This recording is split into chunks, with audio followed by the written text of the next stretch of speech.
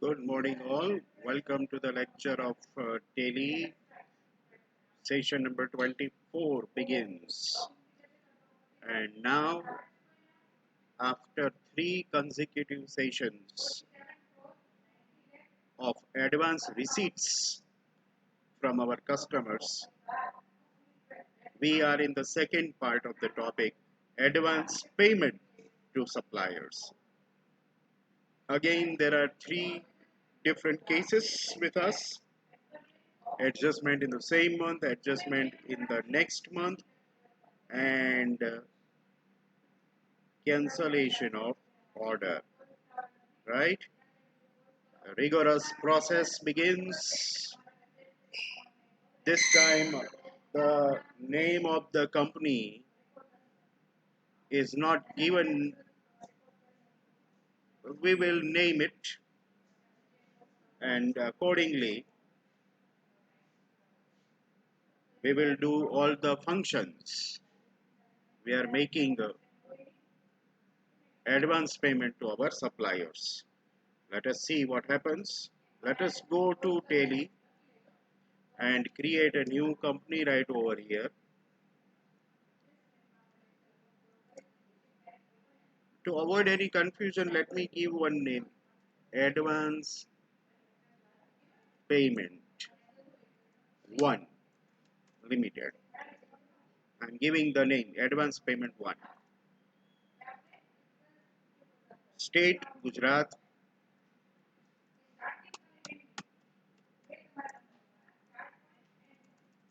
Remaining as it is. So the company is created.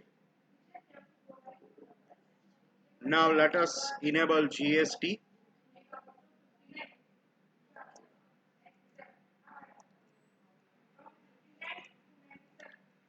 Right over here, enter the GST number.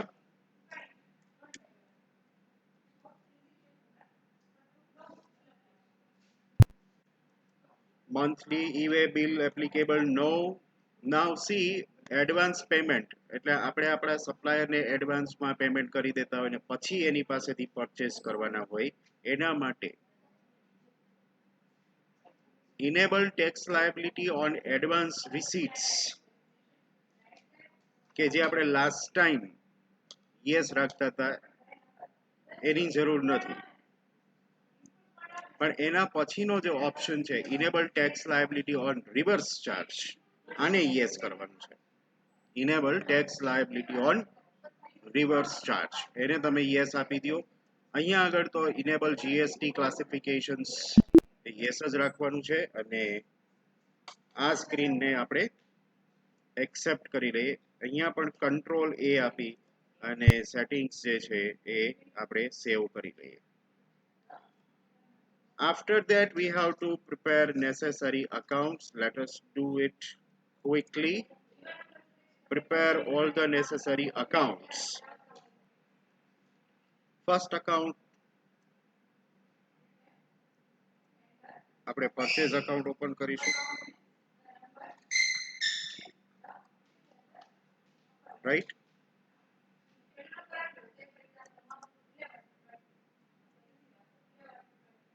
What is happening? Just wait. Purchase account બનાવીશું. રામનું account બનાવીશું. Tables stock item એમાં GST 12% અને plus CGST SGST ના જે કઈ account બનાવવાના હોય એ આપણે બનાવીશું.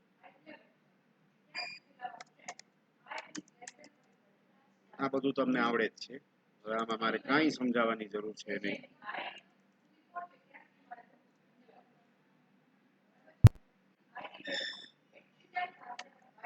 આમાં હું કાંઈ સમજાવતો નથી, તમને બધું ખબર જ છે. 17 વખત આપણે રિપીટ કર્યું છે. ખાલી જોઈએ જાઓ.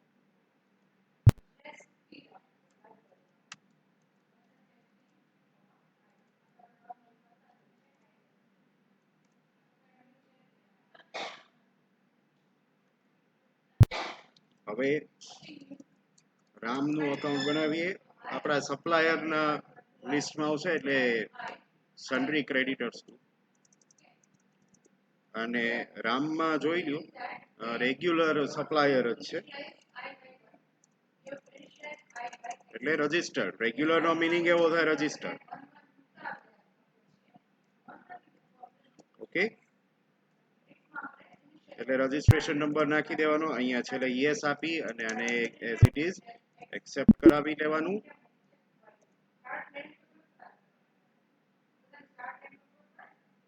એ થઈ ગયું છે.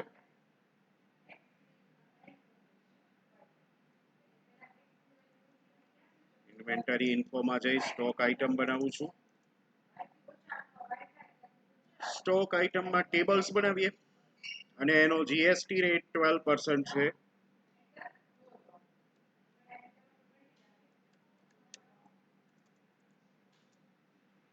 અલ્ટર સી પીસીસ કે નંબર્સ તમે આપી શકો. જીએસટી ડિટેલ્સ યસ આપો.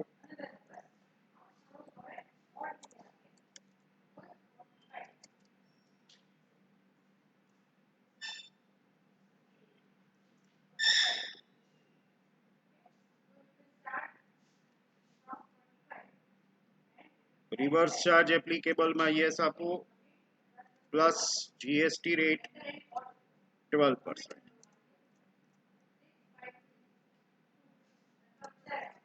goods. So our stock item is created. All the ledger accounts are prepared. And now we are ready for the first exercise, that is adjustment in the same month. Let us start. On 1st of April, we are paying 10,000 rupees to Ram.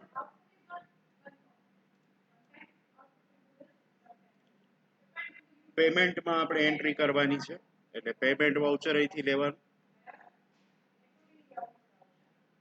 બીજું alter વી press કરીને અથવા તો અહીંયા nature of પેમેન્ટમાં જઈને advance payment under reverse charge select કરો અને અહીંયા સેન્ટરમાં એ જો દેખાવું જોઈએ advance payment under reverse charge અને એની એન્ટ્રી આપો. આપણે રામને 10,000 પે કરીએ છીએ. શેના માટે પે કરીએ છીએ? Select table and we are paying 10,000. A amount અહીંયા મૂકી દો. એડવાન્સ નો રેફરન્સ નંબર 1 આપી દઉં છું. ઓલરેડી એડવાન્સ રિસીટ્સમાં આપણે આ બધું કરેલું છે, એનાથી એક્ઝેક્ટ ઊંધું છે જે પેમેન્ટમાં આવે છે. Two cash or bank. હવે એડવાન્સ રિસીટ્સ જે છે એના માટે આપણે જીએસટીઆર 1 જોતા હતા, તો આ એડવાન્સ પેમેન્ટ છે જે આપણે પરચેઝ માટે કરતા હોઈએ છીએ એટલે એના માટે જીએસટીઆર 2 જોવું જોઈએ. આ એન્ટ્રી જીએસટીઆર 2 માં દેખાવી જોઈએ. સ્ટેચ્યુટરી રિપોર્ટ્સ અને એમાં જીએસટીઆર 2 એમાં અહીંયા નીચે જો તમને 10,000 ની એન્ટ્રી દેખાય છે અને એની સામે અહીંયા લખેલું છે એ વાંચો, અમાઉન્ટ અનએડજસ્ટેડ અગેન્સ્ટ પરચેસ, એટલે ખાલી આપણે પેમેન્ટ કર્યું છે. એમાં એન્ટર થાવ એટલે આ રીતે તમને આખું બતાવશે કે કોને પેમેન્ટ કરેલું છે, તો કે રામ. રાઈટ. હવે આપણે એક્સરસાઇઝમાં જઈને જોઈએ તો on the next day itself we are getting the supply. Purchase કરી લીધું છે 10 tables 1,000 each.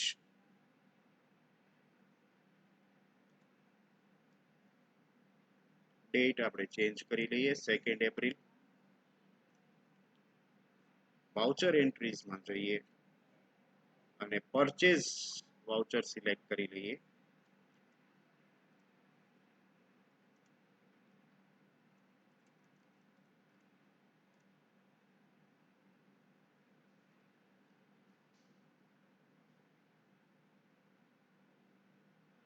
purchase taxable.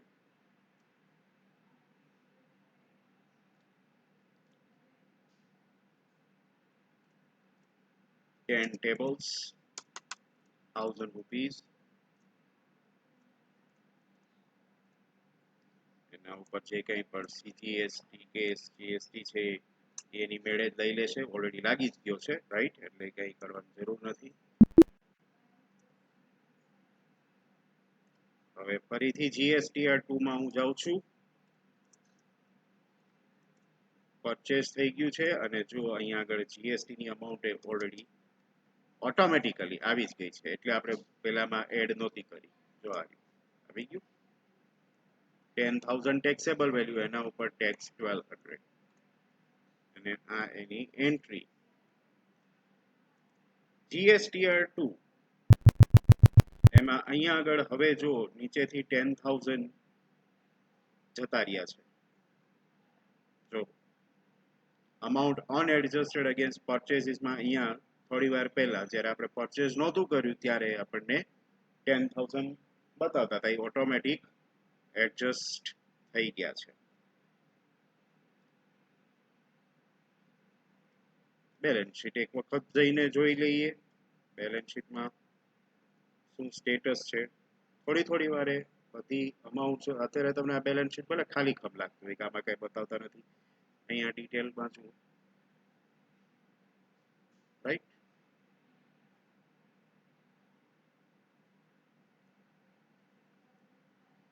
Duties ટેક્સીસની સામે કંઈ નથી બતાવતા અત્યારે. જીએસટીઆર 2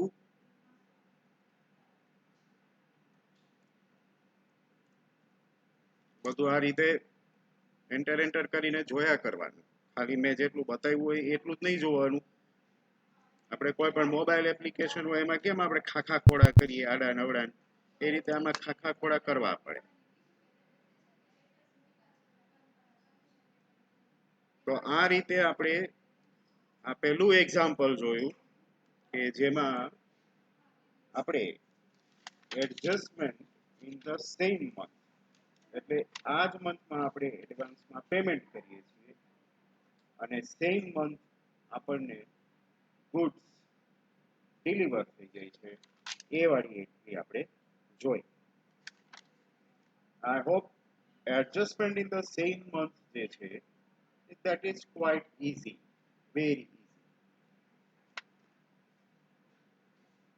પ્રોબ્લેમ અહીંથી સ્ટાર્ટ થાય. Adjustment in the next month એટલે આ મંથમાં પેમેન્ટ કરીએ છીએ અને આવતા મહિને આપણને ગુડ્સ ડિલિવર થાય છે. પ્રોબ્લેમ્સ ત્યાં છે. રજિસ્ટર્ડ અનરજિસ્ટર્ડ થી કંઈ ફેર નથી પડતો, સમજો. ઓકે, હવે આપણે સેકન્ડ ટોપિક ઉપર આવીએ છીએ, adjustment in the next month. હવે એના માટે ફરીથી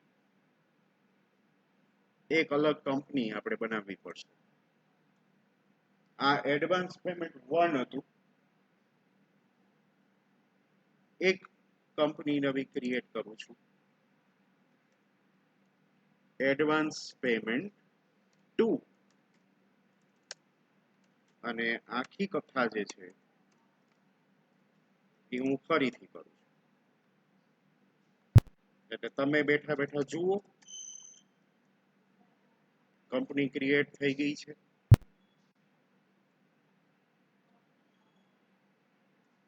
એના બધા ફીચર્સ ઇનેબલ કરી દઈએ. એ હું ક્વિકલી જ બધું કરતો જાઉં છું.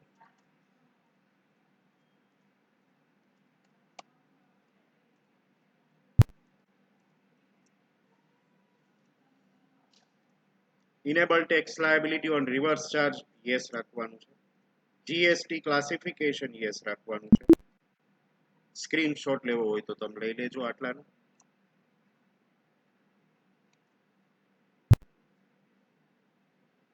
જીએસટી એક્ટિવેટ કરી લીધું છે.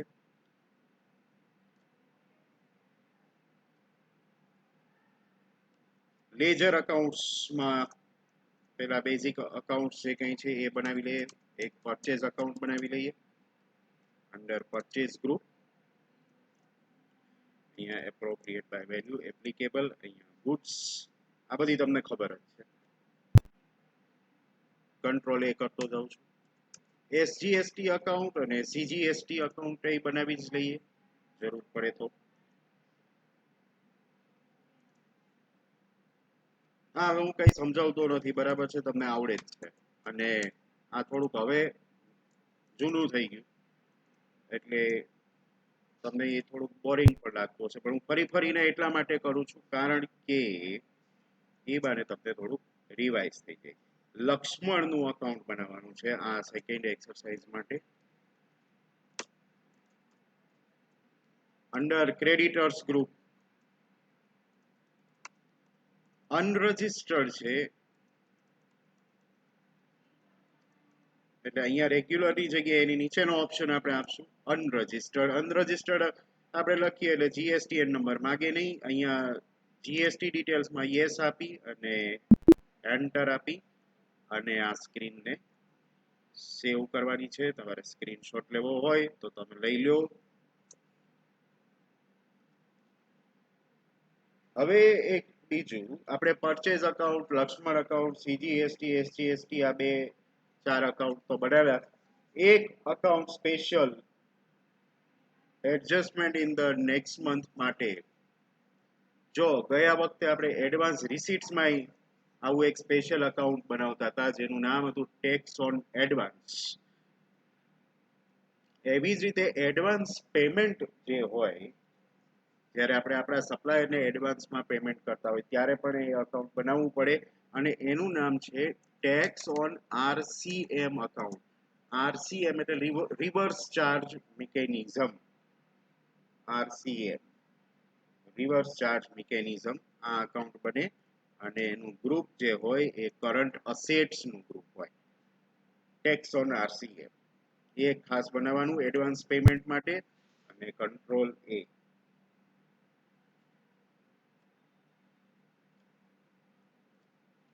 ઇન્વેન્ટરી ઇન્ફોમાં સ્ટોક આઇટમ આ વખતે જોઈ રહી એક્સરસાઇઝમાં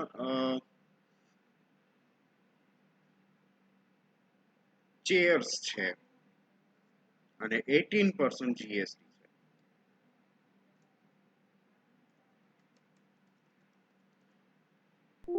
યુનિટ્સ ક્રિએટ કરી લઉં છું. તમારામાંથી ઘણાને આ બોરિંગ લાગતું હશે પણ મને જરાય આ બોરિંગ નથી લાગતું. આને રિવિઝન જ સમજજો.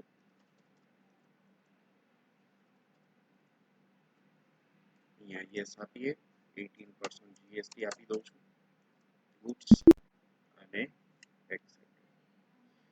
so we have created the stock item and now we are ready with all the steps. હવે આપણે એડવાન્સ રિસીટ્સ નો જે ટોપિક જોયો હતો એમાં પણ adjustment in the next month આવતું હતું, બરાબર. એવી જ રીતે આ એડવાન્સ પેમેન્ટ છે adjustment in the next month and there are steps that you need to write down under the heading adjustment in the next month.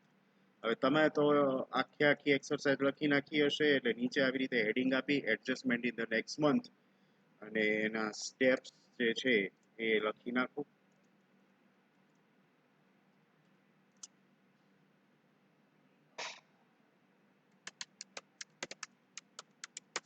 પહેલું સ્ટેપ એટલે આપણે પેમેન્ટ વાઉચરમાં જઈ અને એડવાન્સ પેમેન્ટની એન્ટ્રી કરીશું. ત્યાં આપણે advance payment under reverse charge આ ઓપ્શન ખાસ આપીશું. ત્યાર પછી પરચેસ કરીશું.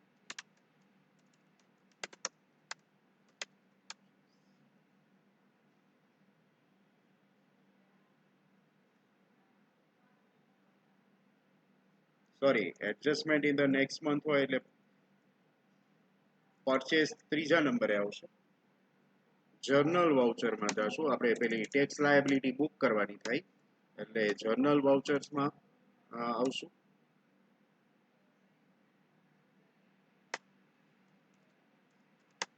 જર્નલ વાઉચર લઈ ઓલ્ટર જે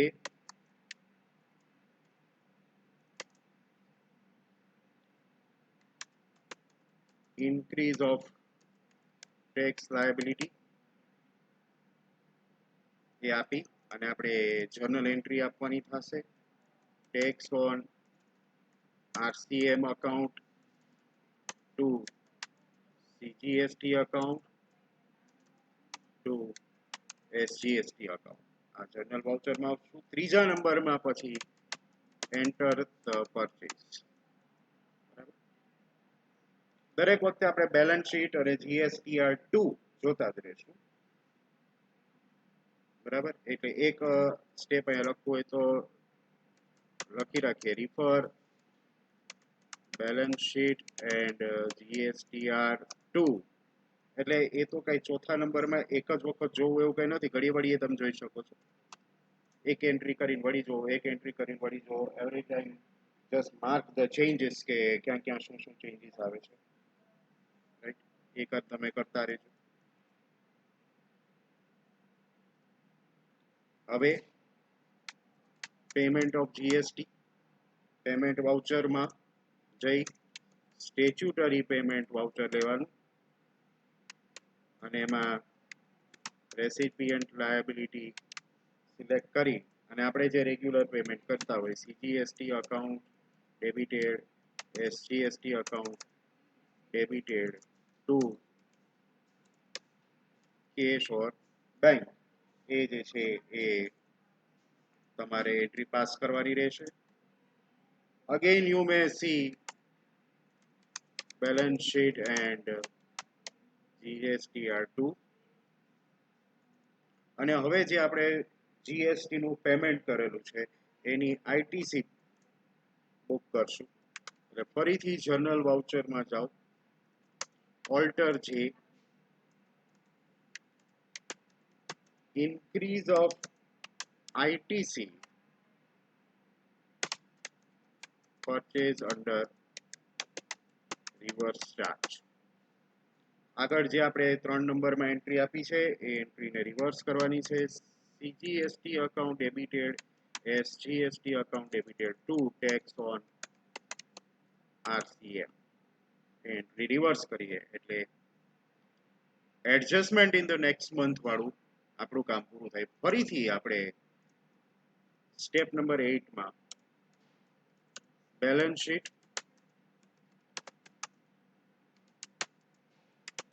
એન્ડ GSTR2 રિફર કરીશું. આ રીતે 8 સ્ટેપમાં આખું એડજસ્ટમેન્ટ આપણે કરવાનું છે અને એ અત્યારના આ લેક્ચરમાં જ કરવાનું છે. Let me tell you. So be prepared mentally. આપણે સ્ટેપ નંબર 1 થી સ્ટાર્ટ કરવા જઈ રહ્યા છીએ. Adjustment in the next month. Let us begin. પહેલા આપણે 1st April paid to Lakshman 10,000 ની એન્ટ્રી કરીએ. વાઉચર એન્ટ્રીમાં જાઉં છું. અમુક વસ્તુઓ તમને મોઢે થઈ ગઈ હોય, ફોર એક્ઝામ્પલ અહીંથી પહેલા પેમેન્ટ વાઉચર સિલેક્ટ કરવાનું, પછી અહીંયા નેચર ઓફ પેમેન્ટ, એમાં advance payment under reverse charge એ લેવાનું. લક્ષ્મણનું અકાઉન્ટ ચેર્સ 10,000 advance reference number 1 to cash. Step number 1 માં આપણે એડવાન્સ પેમેન્ટની એન્ટ્રી કરી આ રીતે એને એક્સેપ્ટ કરીએ. હવે ગુડ્સની ડિલિવરી જે છે એ આપણે નેક્સ્ટ મંથ કરીએ છીએ.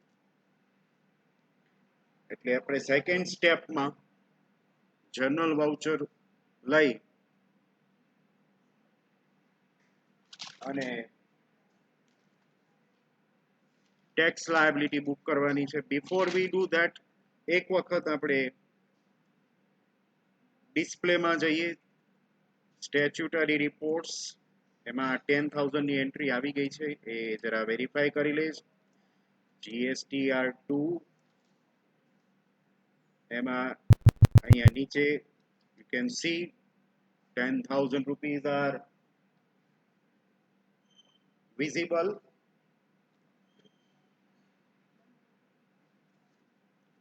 amount unadjusted against purchases. એમાં તમને 10,000 દેખાવા જોઈએ. ઉપરનું ટેબલ અત્યારે બ્લેન્ક હશે. જ્યારે આપણે પરચેસ કરીશું અને એડજસ્ટ કરાવશું ત્યારે જ આ ટેબલમાં અમાઉન્ટ આવશે. ડાયરેક્ટ એમાં અમાઉન્ટ આવે નહીં. Apart from GSTR2, let us refer the balance sheet also. અહીંયા તમને sundry creditors asset side બતાવશે. આ sundry creditors asset side એટલા માટે બતાવે છે કારણ કે આપણે આપણા ક્રેડિટર્સને એડવાન્સમાં અમાઉન્ટ આપી દીધી છે. That is why creditors are shown on asset side. Once we adjust the purchases, creditors asset side થી નીકળી જાય છે. Right? So now let us go back to the exercise part. Step number 2, journal voucher pass કરવાનું છે. Voucher entries માં F7 journal voucher, એમાં Alt J અથવા તો અહીંથી statutory adjustment select કરો. GST nature of adjustment માં આપણે આપીએ છીએ increase of tax liability. હજી આપણે liability book કરીએ છીએ. increase of tax liability અને additional details માં advance paid under reverse charge. advance paid under reverse charge select કરી અને મેં તમને હમણાં જ એન્ટ્રી લખાવી છે. tax on RCM to CGST to SGST. એ સાથે આપણે ડિટેલ્સ પણ જોઈ લઈએ. 18% ટેક્સ હતો, 10,000 એડવાન્સની amount. Tax on RCM account will be debited with 1,800 કારણ કે CGST અને SGST બે 900 હતા. 9% 10,000 અમાઉન્ટ એની મેળે નહીં આવે, તમારે એડિટ કરીને મૂકવાની છે. to SGST. GST details અને yes આપજો. અહીંયા લક્ષ્મણનું અકાઉન્ટ સિલેક્ટ કરજો અને આ જે છે ટેક્સ લાયબિલિટી એ અહીંયા આગળ બુક થઈ ગઈ છે. હવે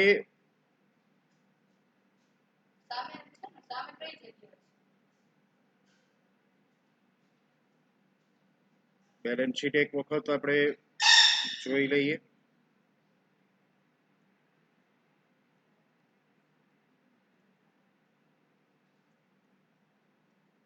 See creditors, અહીંયા ડ્યુટીઝ એન્ડ ટેક્સીસ ની સામે 1,800 આવી ગયા છે.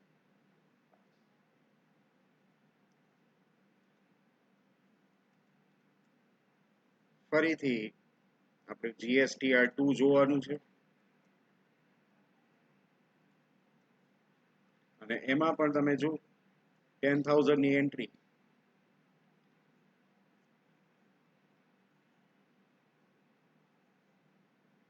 બધા ચેન્જીસ જે કંઈ પણ થતા હોય એ ઓબ્ઝર્વ કરવાના છે, બીજું કંઈ કરવાનું નથી એમાં. સ્ટેપ નંબર 2 આપણું પૂરું થયું. જર્નલ એન્ટ્રી થઈ ગઈ. હવે આપણે પરચેસ કરાવવાનું થશે ને. Step number 3, enter the purchase. Purchase voucher.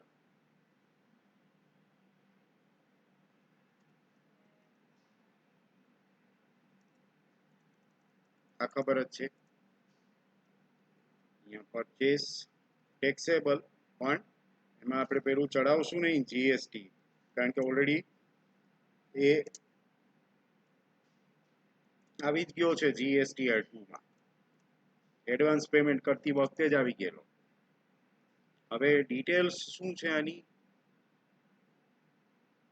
10 chairs, અહીંયા 10 ચેર્સ ની જગ્યાએ હું 20 ચેર્સ કરું છું, કારણ કે તો 10,000 થશે. 20 chairs,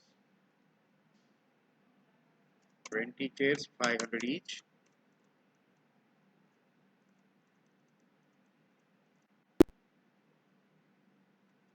Why accepted? ફરીથી GSTR2 જોઈએ. તો તમે અહીંયા આવી ગયું B2B ઇનવોઇસમાં.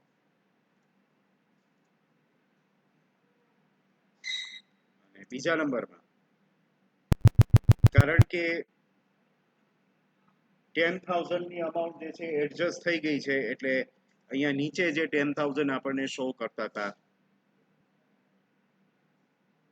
amount unadjusted against purchases, એ ત્યાંથી ડિસઅપિયર થઈ ગયા છે. amount is adjusted. So that's it. Now that was the third step. Fourth step એ કરી લીધું, બેલેન્સ શીટ GSTR2 જોઈ લીધું. હવે આપણે આગળ વધીએ ત્યાંથી પેમેન્ટ ઓફ GST કરવાનું છે. GST નું પેમેન્ટ કરીએ. 900 ને 900 1800 નું પેમેન્ટ આપણે કરવાનું છે, right? So let us do that. પેમેન્ટમાં તમે જોઈ લ્યો ખાસ તો કે સ્ટેચ્યુટરી પેમેન્ટ જ લેવાનું છે, રાઈટ? વાઉચર એન્ટ્રીમાં અહીંયા પેમેન્ટ, ફરીથી statutory payment option, GST 1st April to 1st May, અને લેવાનું છે recipient liability by CGST 900, by SGST 900, to cash or bank, whatever.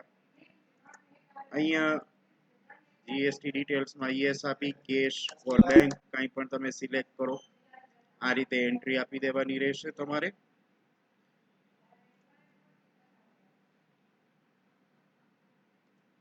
ફરીથી આપણે આપણા એક્સરસાઇઝમાં જઈએ તો પાછું બેલેન્સ શીટ જોવાનું છે અને GSTR2 જોવાનું છે, એ જોઈએ.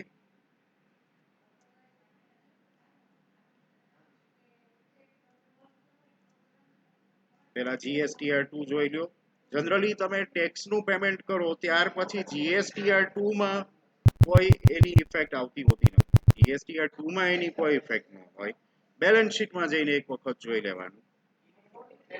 તો બેલેન્સ શીટમાં તમને ચેન્જ ક્યાંય દેખાય છે? Yes it is. જો ડ્યુટીઝ એન્ડ ટેક્સીસ પે થઈ ગયા છે એટલે એની અમાઉન્ટ 0 થઈ ગઈ, અને આ સાઈડ ટેક્સ ઓન RCM 1800 આવી. આ tax on RCM 1800 asset side બતાવે છે, એનો મીનિંગ એવો થાય કે આપણે ગવર્મેન્ટ પાસેથી લેવાના થશે, બરાબર? કારણ કે પરચેઝ ઉપર ટેક્સ જે હોય ગવર્મેન્ટ પાસેથી પાછો લેવો પડે, એટલે ગવર્મેન્ટ સેલ્સના GST માંથી પરચેસનો ટેક્સ આપણને માઇનસ કરી આપે. એના માટે આપણે ITC એ બુક કરવી પડે. અને એ ITC input tax credit book કેવી રીતે કરવી, જો સ્ટેપ નંબર 7 માં મેં એની મેથડ આપી છે. એના માટે આપણે જર્નલ વાઉચરમાં જઈએ. વાઉચર, એમાં જર્નલ વાઉચર્સ અને ઓલ્ટર જે, સ્ટેચ્યુટરી એડજસ્ટમેન્ટ, GST. એમાં હવે આપણે આપશું increase of input tax credit, અને નીચે આપણે સિલેક્ટ કરીશું પરચેઝ અંડર રિવર્સ ચાર્જ. એમાં આપણે CGST 900, SGST 900, to tax on RCM આમાં યસ આપીશું. રિવર્સ ચાર્જ નો period 1st April to 1st May આપી દેવાનો રહેશે. જો તમારે આપવું હોય તો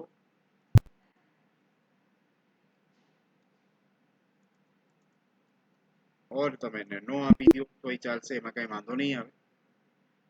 આગળ નો આપવું હોય ના પાડી દો. બેલેન્સ શીટ ફરીથી જુઓ. હવે જો તમારા ટેક્સ ઓન આરસીએમ જે છે એની સામે ડેશ થઈ ગયું. આ ડેશ થઈ જવું જોઈએ.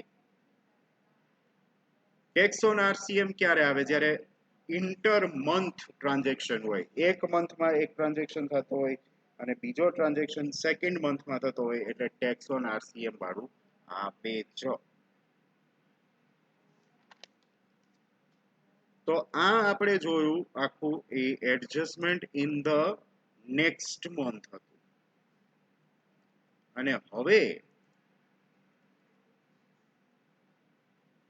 Cancellation of order,